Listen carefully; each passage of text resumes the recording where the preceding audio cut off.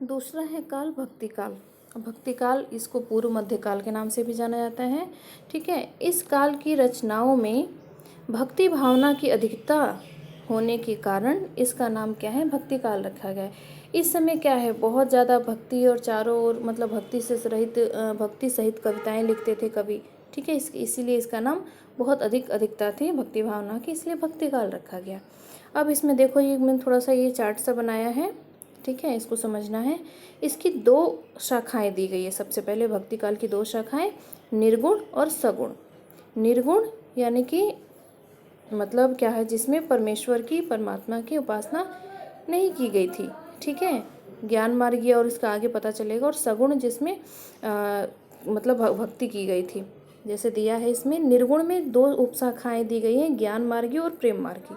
ऐसे ही सगुण की भी दो उपशाखाएं हैं, राम भक्ति काव्य धारा था, कृष्ण भक्ति काव्य धारा।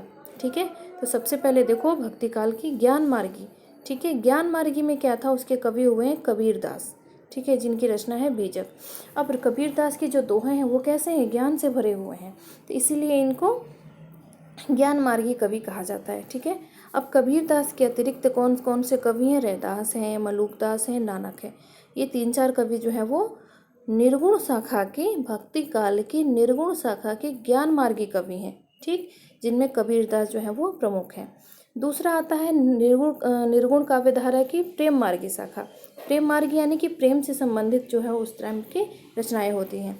अब देखो, इसको निर्गुण की ज्ञान मार्गी शाखा जो है उसको संत काव्य धारा भी कहा जाएगा, क्योंकि सेवा वो साधु संत थे, उन लोगों ने वैसी कविताएं लिखी ज्ञान से संबंधित। ठीक है, दूसरा था प्रेम मार्गी। प्रेम मार्गी या उसको सूफी काव्य धारा भी कहा जाता है। ठीक है, तो इसमें जो हुए हैं, इसके प्रमुख कवि हुए हैं वो कवि मलिक मोहम्मद जायसी हुए हैं, जिनकी जो रचना है पद्मावत, जो कि एक महाकाव्य है। ठीक है, पद्मावत है। इनके अतिरिक्त प्रेम मार्गी के कवि हैं कुतुबन है, जिनका मृगावती है, ओस्मान है, जो चित्रावली है। इसमें क्या है, सूफी काव्य धारा नाम दिया गया क्योंकि इसमें सभी मुस्लिम कवि हैं। ठीक है, उन्होंने सूफी काव्य लिखे हैं प्रेम से संबंधित, इसलिए इसको प्रेम मार्गी या सूफी काव्य धारा कहा जाता है। दूसरा है सगुण। सगुण काव्य धारा जो है वो, इसमें राम भक्ति और कृष्ण भक्ति। राम भक्ति में क्या है, उसके राम की भक्ति करने वाले जो कवि थे वो, और कृष्ण भक्ति में कृष्ण की भक्ति करने वाले वो कवि। तो राम भक्ति काव्य धारा के सबसे प्रसिद्ध कवि रहे हैं तुलसीदास, जिनकी रचना है रामचरितमानस। रामचरितमानस ही बहुत ही प्रसिद्ध महाकाव्य है, जो अवधी भाषा में लिखा गया है। और कृष्ण काव्य धारा के कौन है कवि, सूरदास हैं, जिनकी 3 रचनाएं हैं, सूर सागर, सूर सरावली और साहित्य लहरी। ठीक है, तो ये दो मुख्य कवि हैं। उसके अतिरिक्त ये भक्ति काल में क्या आता है, निर्गुण भक्ति शाखा की विशेषताएं पूछ लेता है।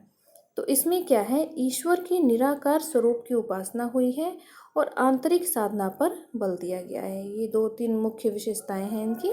ठीक है, तो इसको आप लोग अच्छे से देख करके लिखिएगा।